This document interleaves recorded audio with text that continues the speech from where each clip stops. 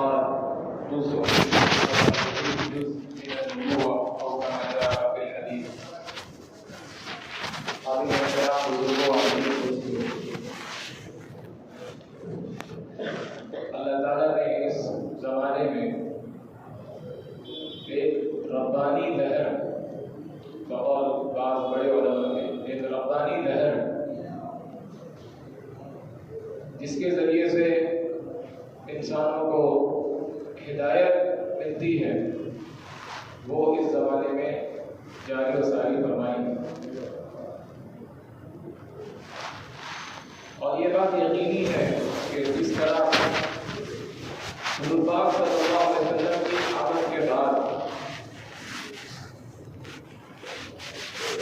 انسانوں کی ہدایت کی اللہ نے محنت زندہ فرمائی تھی، اسی طور طریقے پر آخری زمانے میں بھی کام ہوگا.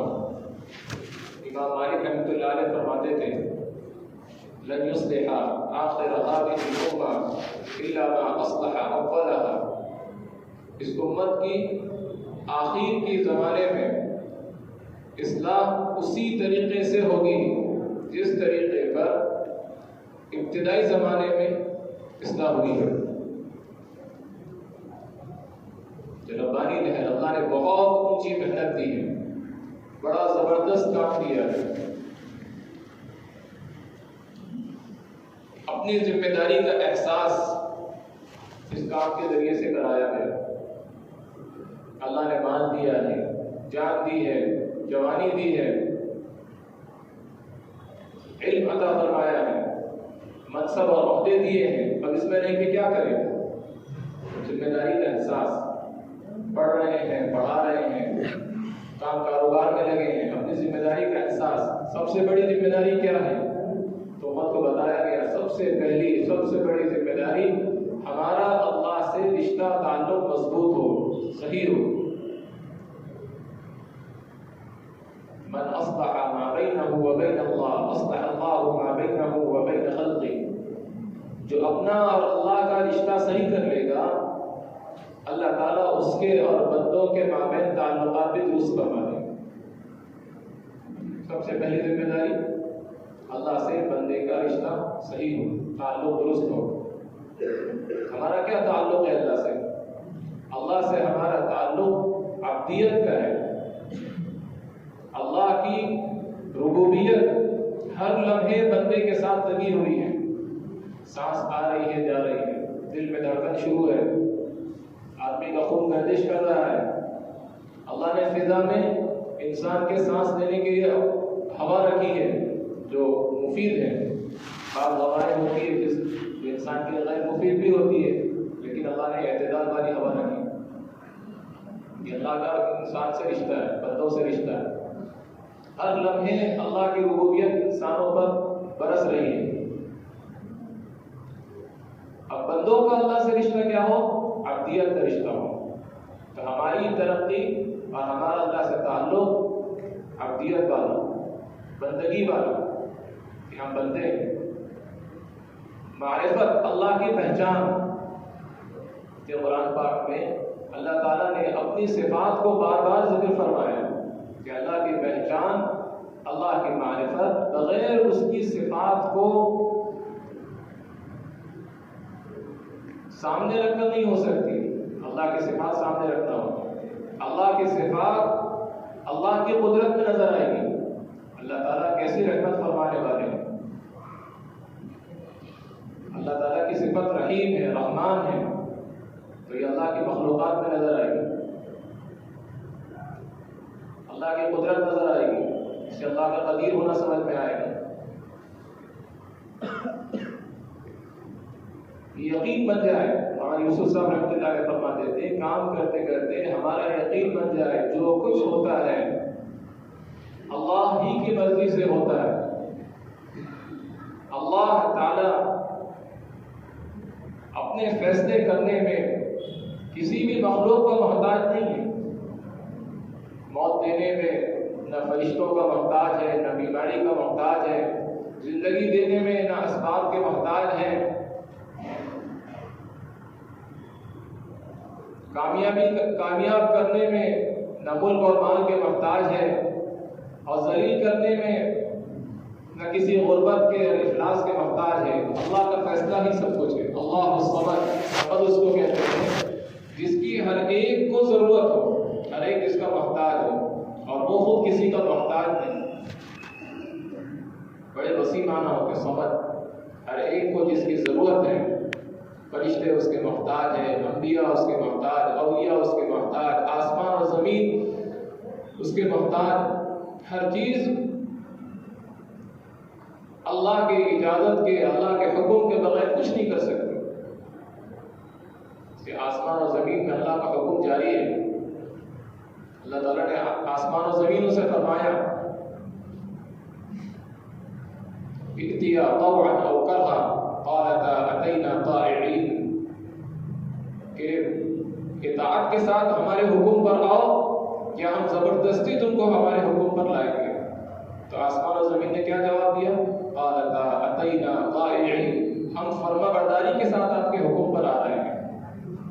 وَلَهُ أَسْلَمَ مَنْ فِي السَّمَاوَاتِ وَالْأَرْضِ طَوْعًا وَكَرْهًا، جو کچھ آسمانوں میں ہے، جو مخلوقات ہے، اللہ کی بڑی عظیم مخلوقات ہے، فرشتے ہیں، زمین پر اور زمین میں جتنی مخلوقات ہیں، ہر ایک چاہے یا نہ چاہے اللہ کے حکم جو طبعی اعتبار سے ہوتے ہیں وہ تو ان کو پورا کرنا ہی ہے۔ بعض حکم میں اللہ نے انسانوں کو اختیار دیا، بعض میں نہیں بھی دیا۔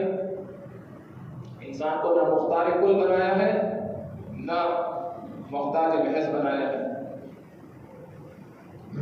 تو اللہ سے ہمارا رشتہ بندگی والا ہے۔ تو کام کے ذریعے سے سب سے پہلے ہمیں اپنے اندر عبدیت پیدا کرنا ہے، اللہ کے بندے ہونے کا احساس۔ جس زمین پہ رہیں گے اللہ کی بندگی کے ساتھ رہیں گے، اور اس کے ساتھ ساتھ حضرت محمد مصطفیٰ صلی اللہ علیہ وسلم کی امت میں ہونے کی وجہ سے حضور کے امتی ہونے کا احساس کہ ہم نے جو کلمہ پڑھا ہے یہ کلمہ عارضی اور وقتی نہیں ہے، تھوڑی دیر کا کلمہ ہے، بلکہ یہ کلمہ پوری اپنے اندر زندگی رکھتا ہے، پوری زندگی ہے کلمے۔ مولانا یوسف صاحب رحمۃ اللہ علیہ کے بیانات میں ملتا ہے، ایک ہے کلمے کے الفاظ، دوسرے ہے کلمے والا یقین۔ یہ ترتیب ہے، کلمے کے الفاظ پہلے نمبر پر ہے، پھر کلمے والا یقین ہے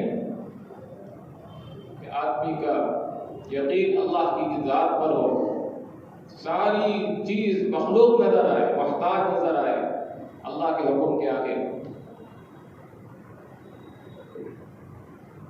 حضرت محمد صلی اللہ علیہ وسلم کے طریقے میں اپنی اور ساری انسانیت کی کامیابی آدمی اپنے دل کی نگاہوں سے یقین کرے۔ سنت سے آدمی دور ہٹے، چاہے انفرادی طور پر یا اجتماعی طور پر، اس میں اس کو اپنا نقصان یقینی طور پر نظر آئے، چاہے عمل کرنے میں سستی ہو رہی ہو،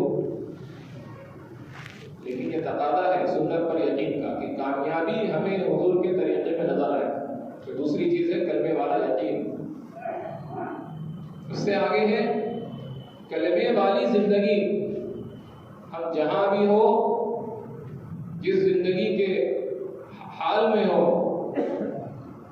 زمین کے جس ماحول میں ہو، ہر جگہ اللہ کے حکم کو، حضور پاک صلی اللہ علیہ وسلم کے طریقے کو اپنی زندگی کا مقصد بنانا۔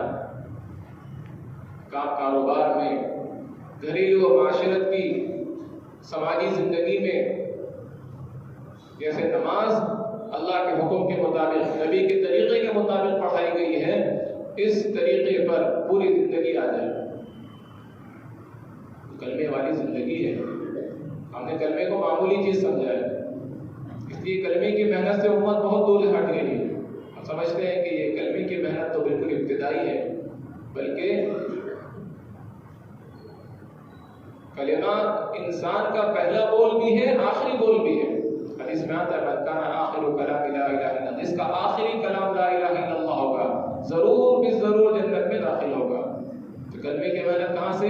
جب بچہ شروع بات کرنے لگے، حدیث میں آیا کہ اس کو کلمہ پڑھاؤ، اللہ کا نام سکھاؤ، پہلے وہ دوسرے الفاظ اور اپنے घरेलू जिंदगी की चीजों के नाम याद न करें, बल्कि कलमा पढ़ाओ, ला इलाहा इल्लल्लाह मुहम्मदुर रसूलुल्लाह, कलमा उसकी ज़बान पर हो। तो शुरुआत भी, इब्तिदा और इंतहा दोनों हो रही है कलमे पर। इतनी बड़ी चीज़ है कलमा। कलमे पर जीना और कलमे पर मरना, ये दोनों हमारी जिंदगी की असल है। कलमे पर जिंदगी गुजर रही है, लेकिन मौत कलमे पर आ रही है कि ये बड़ी चीज़ है। तो कलमे वाली जिंदगी, कलमे का यकीन, कलमे की जिंदगी, और फिर है कलमे वाले जज्बात। कि अब जज्बा क्या हो? जज्बा ये हो कि जो कलमा हमारी जिंदगी में है और जिस कलमे से हमारी दुनिया और आखिरत में कामयाबी यकीनी है, इस कलमे पर सारी इंसानियत कैसे आ जाए, ये कलमा सारे आलम में कैसे जिंदा हो जाए, ये हमारे जज्बात हैं। तो ये चारों तकाज़े कलमे वाली मेहनत से कराए जाते हैं। और यूसुफ साहब रहमतुल्लाह अलैह के बयानात में मिलता है, फरमाते थे कि हमारी ये जो मेहनत की शक्ल है, ये मेहनत सीखने की शक्ल है। हम काम अभी सीख रहे हैं, काम कर नहीं रहे, काम को करना कैसे है ये सीख रहे हैं। ये हमारी इब्तिदा है, इंतहा नहीं है। जैसे पढ़ने वाला बच्चा होता है, चौथी जमात में है, तो चौथी जमात उसकी असल नहीं है, बल्कि उसको आगे जाना है, 5वीं में भी जाना है, इम्तिहान देकर फिर आगे तरक्की करना है। मकसद अभी नहीं है, मकसद आगे है। हमारी काम की शक्ल ये इब्तिदाई शक्ल है। असल मकसद क्या है, मंजिल क्या है?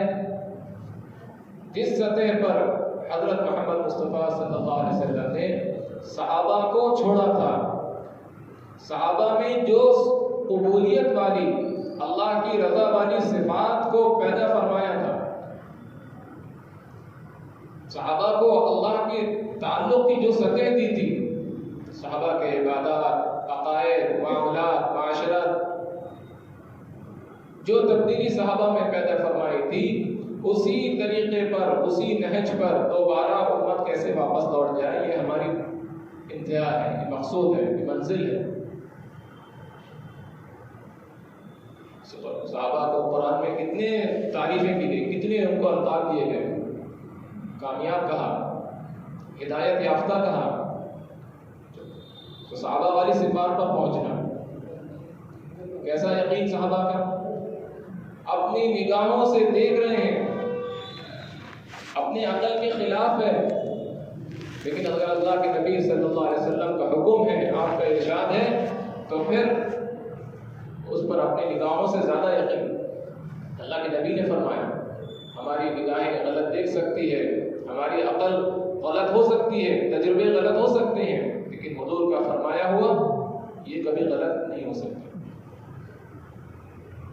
हज़रत अबू बकर सिद्दीक़ रज़ियल्लाहु अन्हु को लोग आकर कह रहे हैं कि देखो, हम तो कहते थे कि तुम्हारे साथी झूठे हैं, नाउज़ बिल्लाह, और कैसी बहकी बहकी बातें करते हैं। ये हुआ है कि जो भी नबी दुनिया में आया है, उनको लोग, उनकी उम्मत ने पागल और साहिर कहा है। मा यअतीहिम मिन रसूलिन इल्ला क़ालू साहिरुन औ मजनून। जो नबी भी रसूल दुनिया में आए हैं, कौम ने उनको जादूगर कहा और मजनून कहा, दीवाना कहा, पागल कहा। कि हम तो दुनिया वालों का जिनकी गैब पर नजर नहीं होती, आखिरत पर नजर नहीं होती, उनका मिजाज होता है पैसा वसूल करना, और नबी की दावत में, माल में जिन अल्लाह ने जिनके हुकूक रखे, उनके हुकूक अदा करना, वालिदैन है, रिश्तेदार है, मसाकीन है, अल्लाह के दीन के तकाज़े हैं, यहाँ खर्च करने के रास्ते बताए जाए। गैब पर नजर नहीं होगी, आखिरत पर नजर नहीं होगी, तो माल कमाने के आदमी को बहुत से रास्ते नजर आएंगे। झूठ बोलकर, धोखा देकर, गलत चीज को सही बतलाकर, ये हुनर समझा जाता है, आर्ट होता है। बाज़ाब्ता कोर्स के नाम रखे जाते हैं कि अपने सामान को अच्छा बताकर बेचते हैं।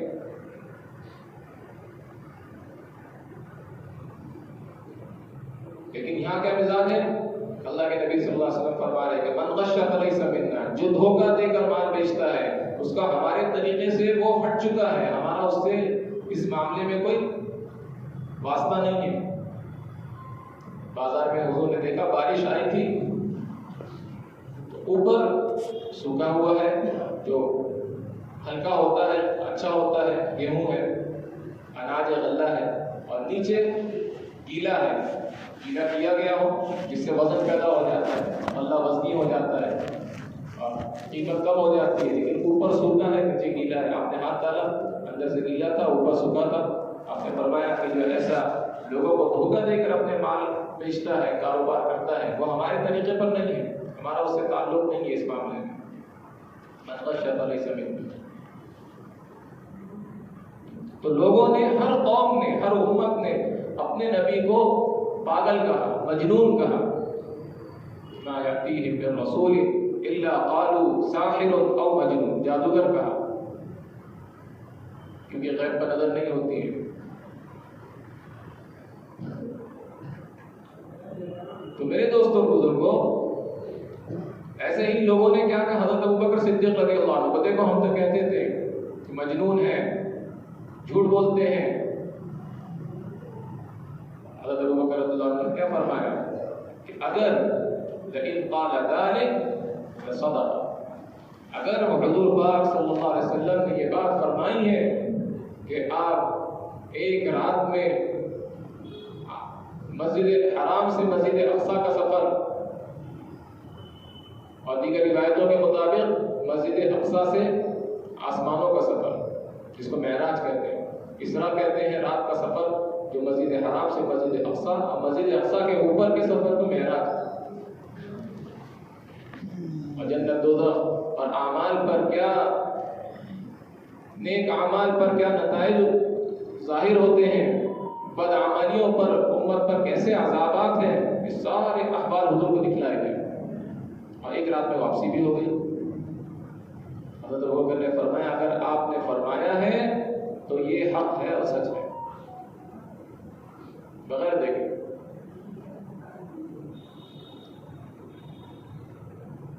ایک صحابی حضور کی خدمت میں آئے، بالکل نئے صحابی تھے۔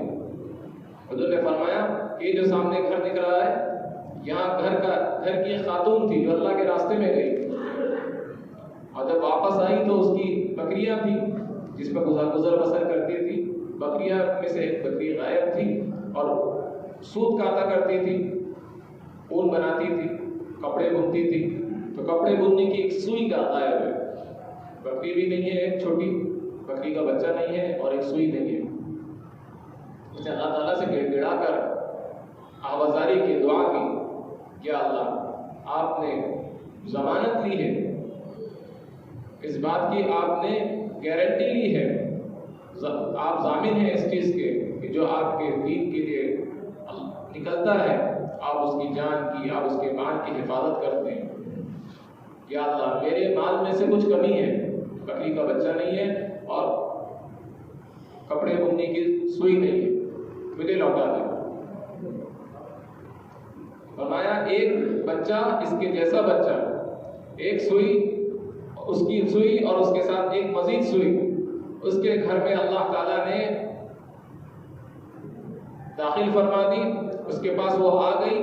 اللہ کے نبی نے اس شخص سے کہا کہ آؤ ان کا ہاتھ پکڑ کے میں تمہیں اس بڑھیا سے ملاقات کراؤں۔ صحابی نے کہا کہ حضور آپ کی خبر ہی ہمارے لیے مشاہدے سے بڑھ کر ہے، آپ نے کہہ دیا اور حق اور سچ ہے۔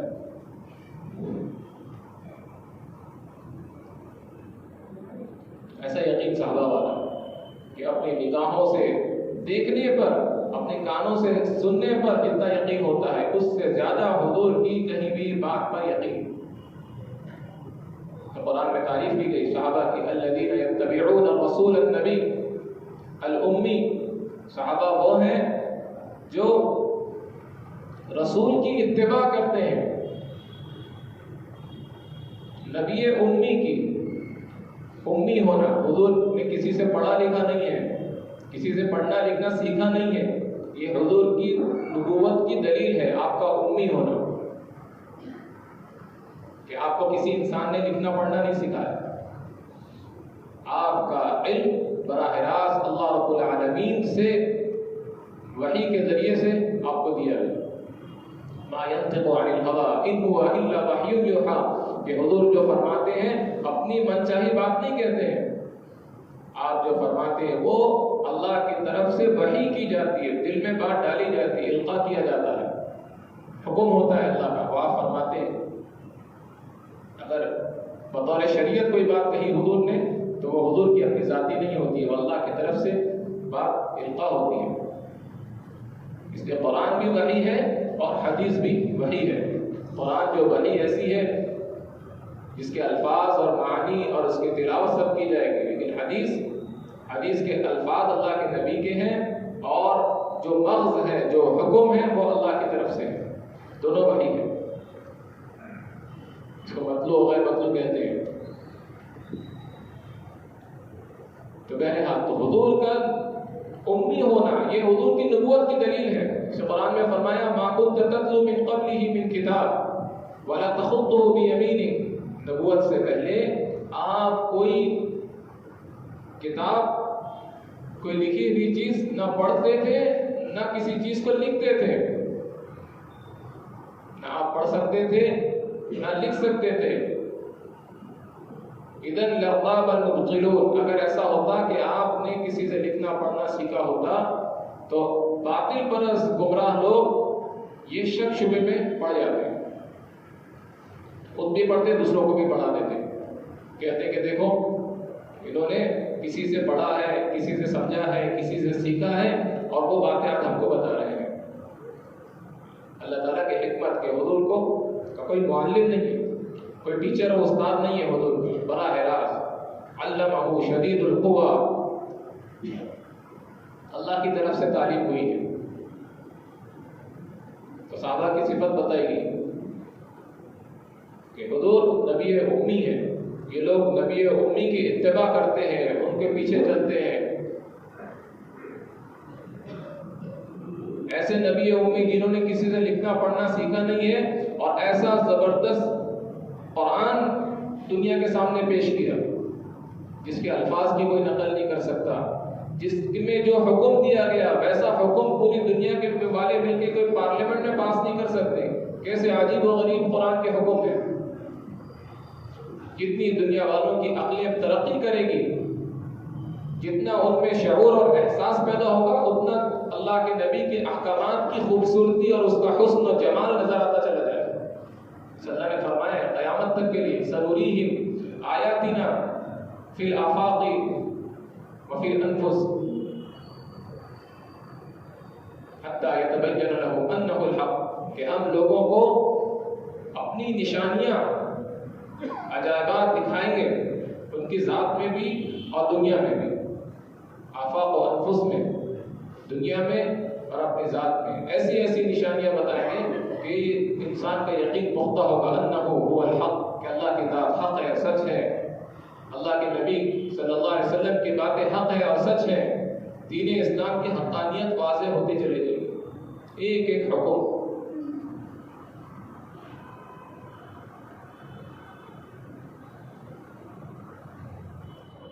تو نبی امی کی اتباع کرتے ہیں، الذین یجدونہ مکتوبا عندہم فی التوراۃ والانجیل، جن کا تذکرہ تورات میں اور انجیل میں لکھا ہوا پائیں گے کہ اللہ کی قدرت ہے، کہ اللہ تعالیٰ نے اپنے نبی کی نشانیوں کو، بلکہ حضرت عیسیٰ علیہ السلام جن کے بعد اللہ کے نبی صلی اللہ علیہ وسلم کی بعثت ہوئی، انہوں نے تو اللہ کے نبی کا نام لے کر اپنی قوم کو بشارت دی کہ میرے بعد نبی آئیں گے جن کا نام من بعد اسمہ احمد، جن کا نام احمد ہوگا، نام لے کر کہا۔ بقیہ نبی جو ان سے پہلے آئے حضرت موسیٰ علیہ السلام، ان میں چونکہ فاصلہ زیادہ تھا، انہوں نے علامتیں بتائی اور حضرت عیسیٰ علیہ السلام نے علامت کے ساتھ آپ کا نام تک تذکرہ کیا۔ آج بھی اللہ کا فضل ہے، اللہ کی قدرت ہے کہ اللہ تعالیٰ نے غیر قوموں کی کتابوں میں کہیں نہ کہیں حضور کی علامتیں اور بعض جگہ نام تک ذکر ہے، بلکہ صحابہ کی صفات کا بھی تذکرہ ملتا ہے۔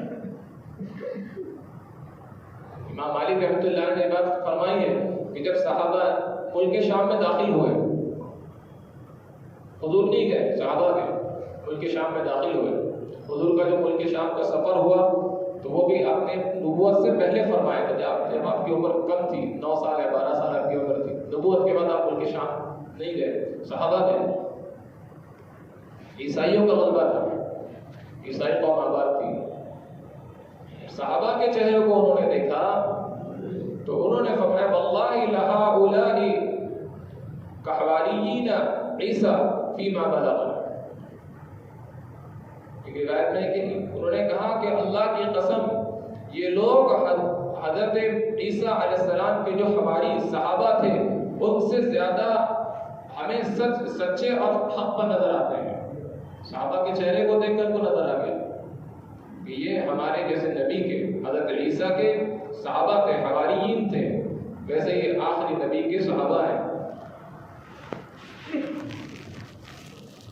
بیت المقدس کی چابی بغیر کوئی لڑائی کے، بغیر کسی کے بس معاہدہ کر کے حضرت عمر رضی اللہ عنہ نے کہا کہ ہم نے پہلے علامتیں دیکھیں گے، اگر تم میں وہ علامتیں پائی گئی جو ہماری کتاب میں ہیں تو ہم تم کو بغیر کسی جھڑپ کے اور کسی مقابلے کے تمہارے سپرد کر دیں گے، یہ امانت ہے تمہاری۔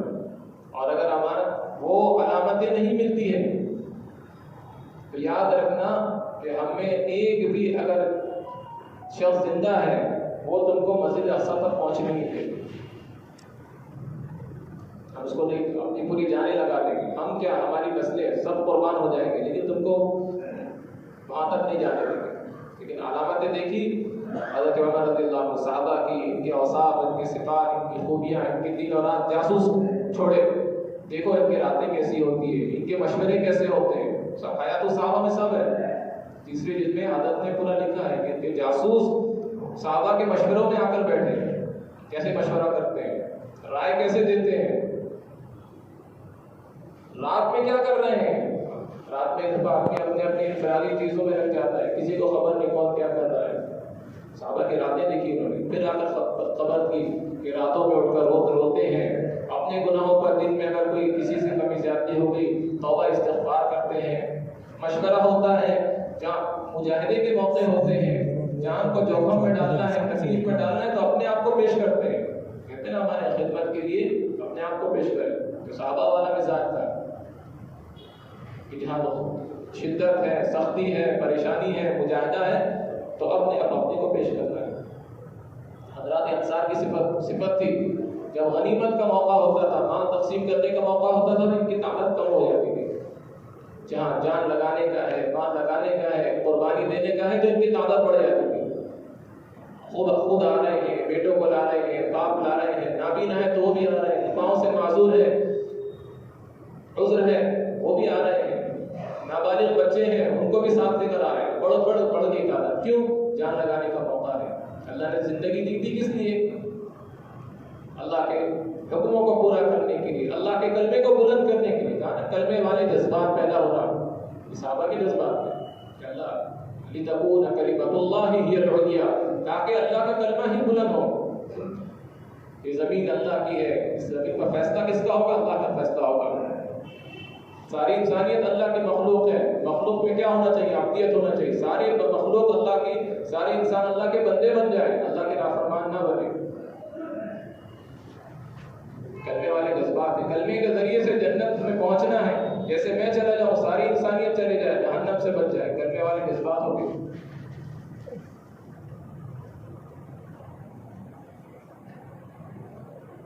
یأمرهم بالمعروف وینہاہم عن المنکر، کام کیا کرتے ہیں حضور؟ ایک تو پہلے حضور کی صفات بتائی، حضور کی تعریف بتائی، یہ حضور کی تعریف ہے۔ کام یہ کرتے ہیں یأمرهم بالمعروف، وہ نبی لوگوں کو بھلی باتوں کا حکم فرماتے ہیں، وینہاہم عن المنکر، جو غیر معروف چیزیں ہیں، عقل کے خلاف ہے، طبیعت کے، شریعت کے خلاف ہے، جو انسان کی آخرت کو بگاڑتے ہیں، دنیا کا نقصان کرتے ہیں، ایسی چیزوں سے منع کرتے ہیں۔ وَيُحِلُّ لَهُمُ الطَّيِّبَاتِ، طیبات اور پاکیزہ چیزیں حلال فرماتے ہیں۔ وَيُحَرِّمُ عَلَيْهِمُ الْخَبَائِثَ، جو خبیث چیزیں ہیں، بری چیزیں ہیں، وہ چیزیں ان پر حرام فرماتے ہیں۔ یہ نبی کا کام ہے۔ پچھلی امتوں وَيَضَعُ عَنْهُمْ إِصْرَهُمْ وَالْأَغْلَالَ الَّتِي عَلَيْهِمْ كَانَتْ عَلَيْهِمْ، اور وہ بوجھ اور وہ بیڑیاں جو پچھلی قوموں پر پڑی ہوئی تھی، ان کی سزا پچھلی امتوں پر سزا کے طور پر اللہ تعالیٰ نے ان پر کچھ احکام میں سختی فرمائی تھی. بعض حلال چیزیں ان کو حرام فرما دی گئی، بعض معاملات میں سختی. آتا ہے روایتوں میں کہ کپڑوں پر اگر ناپاکی لگ جاتی تو اس کپڑے کو پاک کرنے کا طریقہ یہ تھا کہ اس کپڑے کو کاٹ دیا جائے.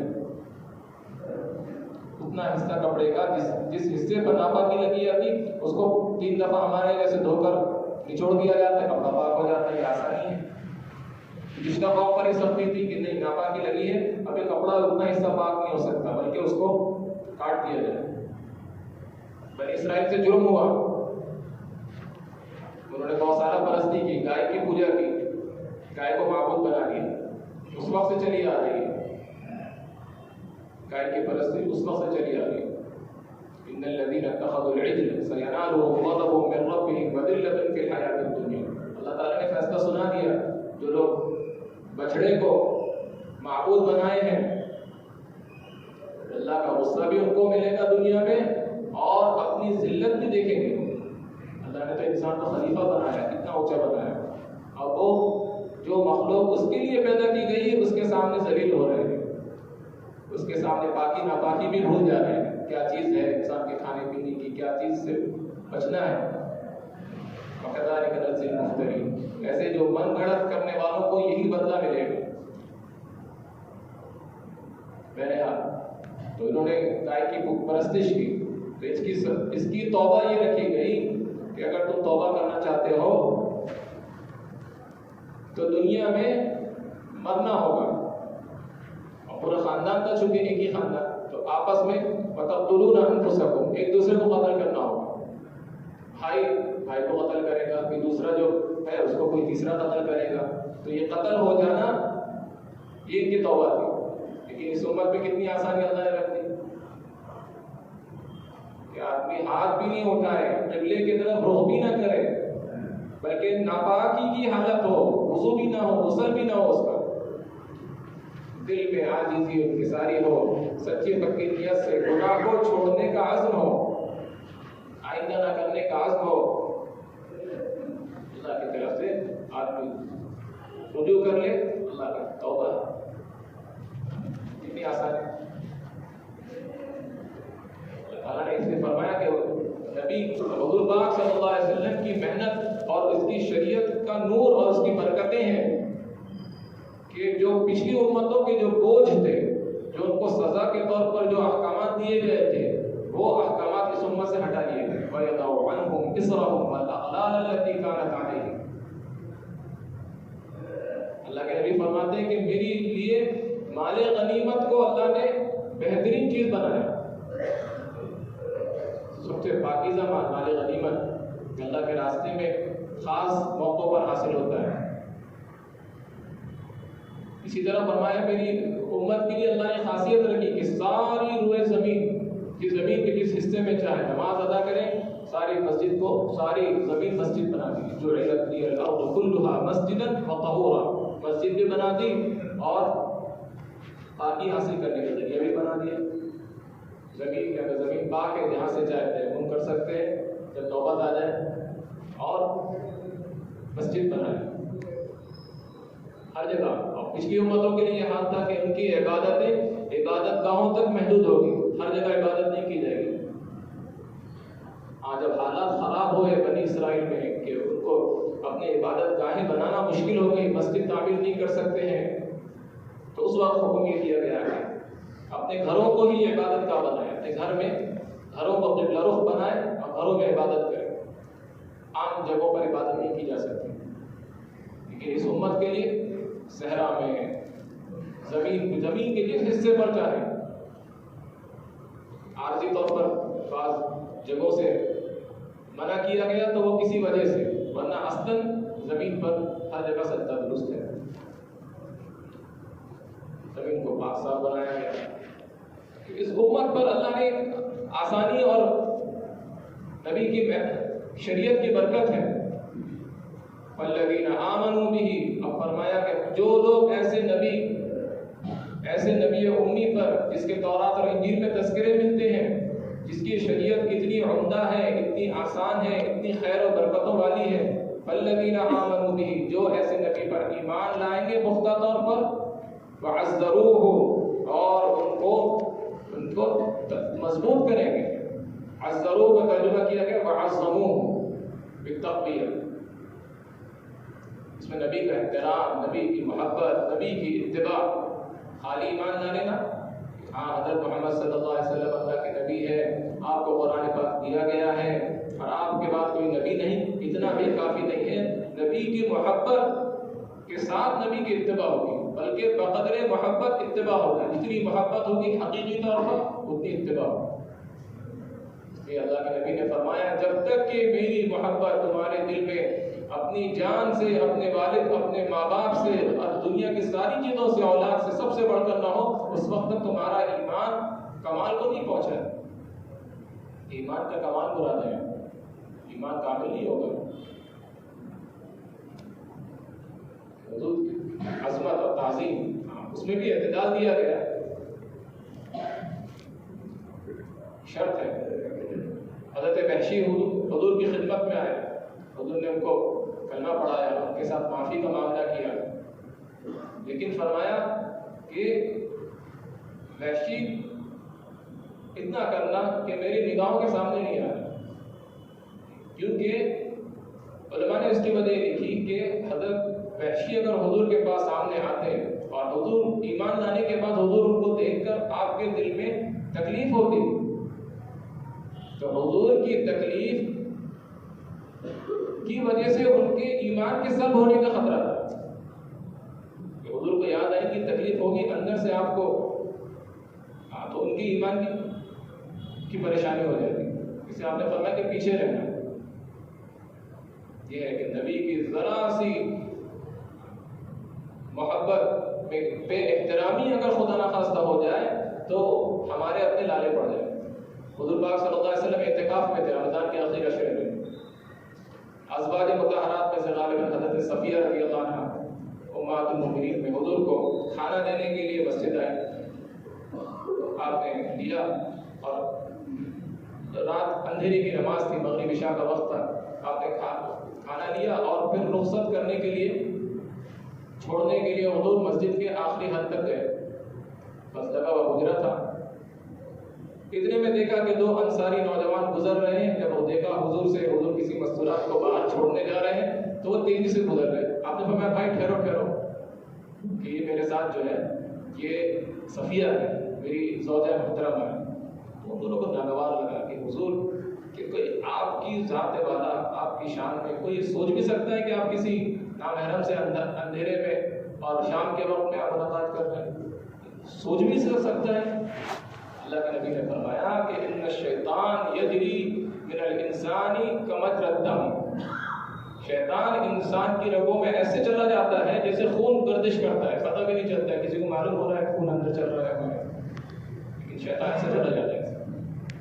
صحابہ فرما اور اس کی تشریح یہ لکھی گئی کہ اگر کسی مسئلہ ان کے اپنے ایمان کا تھا، اگر ان دیکھنے والوں میں سے ذرا بھی دل میں خیال، بدگمانی اور حضور کی شان میں بے احترامی ان کے دل میں پیدا ہو جاتی تو ان کا ایمان سلب ہو جاتا. اس سے صحابہ کی صفت ہے کہ حضور کی محبت اور حضور کی فدائیت اور جان ساری جتنی زیادہ ہوگی، آدمی اللہ کے دین کی محنت پر اتنا جمے گا. لوگ کام سے ہٹ جاتے ہیں، ہم سوچتے ہیں کہ بھائی کام میں ماشاءاللہ اتنا فعال تھا، متحرک پہ چلا گیا نہیں ہے. اگر غور کیا جائے کہ حضور پاک صلی اللہ علیہ وسلم کی محبت اور عظمت میں کمی واقع ہوئی، جائزہ لیں ہم اپنی زندگیوں میں. کتنا وزن حضور کی بات کا، حضور کے الفاظ کا، ایک ایک سنت کا، محبت اور عظمت اور جذبہ. غزوہ احد اور صلح حدیبیہ دو موقعوں پر صحابہ کی عظمت اور محبت کھولی گئی. عجیب سیرت پڑھنا چاہیے. اس نے کہا کہ حضور صحابہ کو قرآن کو سمجھنا ہے جو حضور پاک صلی اللہ علیہ وسلم کی احادیث کو پڑھے بغیر قرآن، یا حضور کی سیرت اور زندگی کو پڑھے بغیر قرآن آدمی کو صحیح طور پر نہیں سمجھ میں آئے گا. یہ حقیقت. کیوں؟ قرآن الفاظ ہے اور اس کی اسے یوں کہہ سکتے تھیوری ہے اور پریکٹیکل حضور پاک صلی اللہ علیہ وسلم کی زندگی ہے۔ کئی لوگوں کا تجربہ ہے کہ اپنے من سے قرآن کے ظاہری الفاظ پڑھے، حضور پاک صلی اللہ علیہ وسلم کی سیرت کو اور حدیث کو پیچھے رکھا کہ آپ قرآن کے الفاظ سے براہ راست سمجھیں گے، تو کبھی کچھ کا کچھ سمجھ نہیں، بعض فتنے اٹھے تو ایسے ہی اٹھے۔ حضور کے پاس لوگوں نے، حضور کے بعد کے زمانے میں انتقال کے فوراً بعد لوگوں نے زکوٰۃ کا انکار کیا۔ اب کیا قرآن کی دلیل دی؟ ظاہری الفاظ کہ خود من اموالہم صدقہ، کہ حضور کو کہا جا رہا ہے کہ آپ زکوٰۃ وصول کیجئے، خود ایک کے لیے کہا جاتا ہے، خودو نہیں کہا کہ تم لوگ لو، ایک کو کہا جا رہا ہے، حضور کو کہا جا رہا ہے کہ آپ لوگوں سے زکوٰۃ وصول کیجئے۔ اس کا یہ فائدہ ہے صدقۃ تطہرھم وتزکیھم بھا وصلی علیہم ان صلاتک سکن لھم۔ تو انہوں نے کہا کہ دیکھو قرآن کہہ رہا ہے کہ خود حضور کو آپ لیجئے، حضرت ابوبکر کو کہہ رہے ہیں کہ آپ کون ہوتے لے گئے، ہم زکوٰۃ نہیں دیں، ایک الفاظ کے کیا معنی لے گئے۔ حضرت علی رضی اللہ عنہ صلح کے موقع پر دو لوگوں کا حکم بنایا، یہ لوگ فیصلہ کریں گے، تو لوگوں نے کہا کہ قرآن میں کہا ان الحکم الا للہ، فیصلہ اللہ کے لیے ہوتا ہے، فیصلہ اللہ کا ہوتا ہے، اللہ فیصلہ کرتے ہیں، تم نے انسان کو کہا کہ تم فیصلہ کرو، آپ نے شرک کیا۔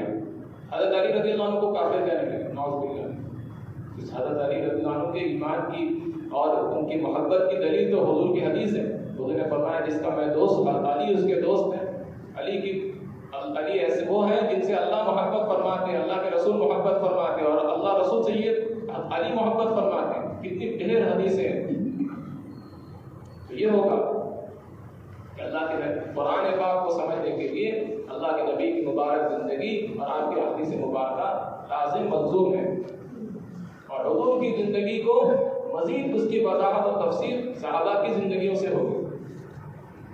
جو حضور کو دیکھنا چاہے وہ صحابہ کی، اس لیے کہا کہ صحابہ ہمارے لیے نمونہ ہے، کس چیز میں؟ دین کو کیسے سمجھا ہے، دین کو کیسے اپنایا ہے، دین کو لینے میں، دین پر چلنے میں، اور دین کو لے کر چلنے میں، دین کو کیسے پہنچایا ہے، اور پھر ان تینوں میں سے کسی میں اگر کمی ہوئی، دین کو سمجھنے میں یا دین پر چلنے میں یا دین کے پہنچانے میں اگر کوئی غلطی خطا ہوئی ہے، کیونکہ صحابہ معصوم نہیں ہے، معصوم تو صرف نبی کے ذات ہوتی ہے، اگر غلطی خطا ہوئی ہے تو پھر صحابہ نے کیسے توبہ کی، اس میں صحابہ نہ ہوتا ہے۔ جیسے صحابہ کرام کی جو غلطیاں ہیں اس پر ہمیں توبہ دیکھنا چاہیے کہ توبہ کس انداز سے کی۔ حاتم بن ابی بلتع رضی اللہ عنہ کیسے ذرا سی اپنے گھر والوں کی اور بچوں کی محبت میں حضور پاک صلی اللہ علیہ وسلم کا ایک راز فاش کر دیا، اور ان کو اطمینان تھا کہ اللہ کے نبی کی تو نصرت یقینی ہے، اللہ کے نبی کی اللہ کے ساتھ غیبی مدد یقینی ہے، اس لیے آپ تو فاتح ہوں گے اور آپ کا دشمن مفتوح ہوگا، مغلوب ہوگا۔ قرآن میں بھی کہا گیا وَلَوْ قَاتَلَكُمُ الَّذِينَ كَفَرُوا لَوَلَّوُا الْأَدْبَارَ، اگر یہ لوگ حضور آپ کا مقابلہ کریں گے تو پیٹھ دکھا کر ضرور بھاگیں گے۔ یہ قوم، یہ باطل یہ سمجھ چکا ہے کہ اللہ تعالیٰ نے اس امت میں وہ استعداد رکھی ہے کہ باطل اس کو میدان میں شکست نہیں دے سکے گا، اگر صحیح ترتیب پر میدان میں ہو تو میدان میں کبھی اس امت کو شکست نہیں دی جا سکتی۔ وَلَوْ قَاتَلَكُمُ الَّذِينَ كَفَرُوا لَوَلَّوُا الْأَدْبَارَ ثُمَّ لَا يَجِدُونَ وَلِيًّا وَلَا نَصِيرًا۔ سنت اللہ التي قد خلت من قبل، یہ اللہ کی سنت ہے۔ وَإِنَّ جُندَنَا لَهُمُ الْغَالِبُونَ، کہ اللہ کے لشکر ہی غالب آ کر رہیں گے۔ كتب اللہ لأغلبن انا ورسلی، اللہ نے یہ فیصلہ فرما لیا ہے کہ میں اور میرا رسول ہم غالب آئیں گے، یہ دین دیا ہے غلبے کے لیے، اس دین کو شکست نہیں دی جا سکتی۔ تو حضرت حاتم بن بلتع نے خط لکھ دیا کہ ٹھیک ہے حضور تو غالب آنا یقینی ہے، حضور کا راز فاش کرتے، لیکن پھر توبہ کیسے کی؟ توبہ کی، بعض صحابہ سے غلطی ہوئی، اور بھی حضرت معاذ اسلمی رضی اللہ عنہ اپنے آپ کو سنسار کرنے کے لیے پیش کیا، صحابیہ غلطی ہوئی، اللہ کے نبی صلی اللہ علیہ وسلم کے سامنے اپنا بچہ لے کر حاضر ہوئی، اس کے پہلے پھر اس کے بعد 3 دفعہ حضور ان کو واپس کرتے رہے اور وہ حضور کے پاس آ گئی، توبہ کی، صحابہ نے مثال پیش کی۔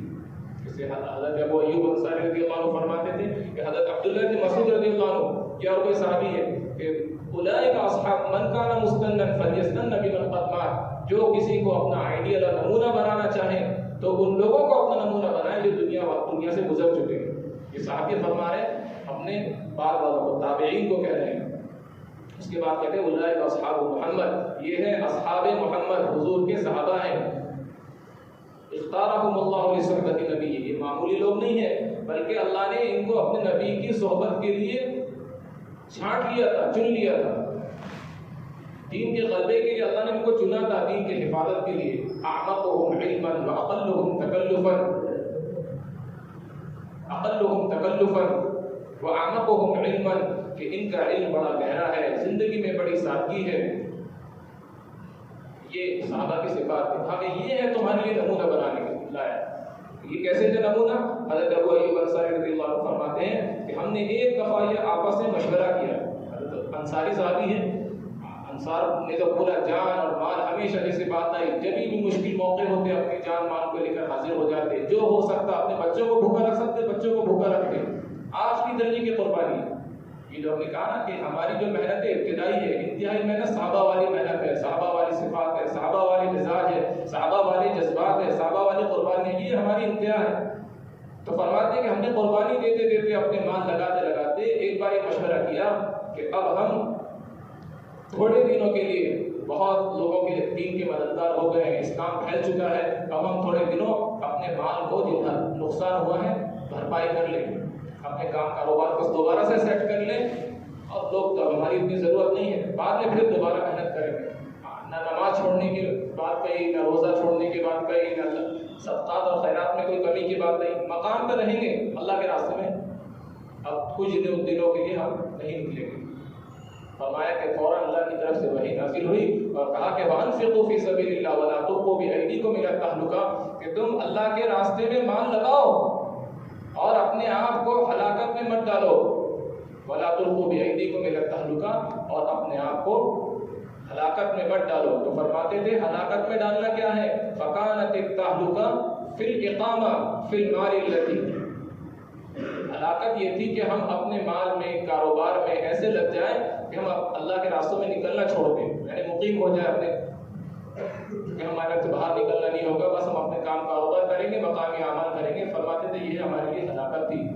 یہ اس آیت کا اثر تھا کہ حضرت ابو ایوب انصاری رضی اللہ عنہ 90 سال 80 سال سے زیادہ عمر ہے، بیمار ہے، معذور ہے، اس کے بعد بھی کبھی اللہ کے راستے میں نکلنے سے پیچھے نہیں ہٹے، حتیٰ کہ انتقال ہوا. انتقال کے بعد جنازہ بھی ان کا اللہ کے راستے میں لے جایا گیا. ان کی وصیت تھی کہ پانی کا سفر تھا تو فرماتے مجھے وہاں دفن کرنا. تو انتقال ہو گیا پانی میں. چند دنوں کے بعد جب وہاں پہنچے خشکی پر، خشکی میں جا کے ان کی جنازہ ہوا. یہ تھے صحابہ والے جذبات. میرے بھائی اور دوستوں بزرگوں، اللہ نے جو محنت دی ہے اس میں اس کا فائدہ مولانا حضرت فرماتے تھے پہلا فائدہ اللہ اپنی ذات کو ہدایت دیں گے. ہدایت جتنی ہوگی اتنا ہم دین پر چلیں گے.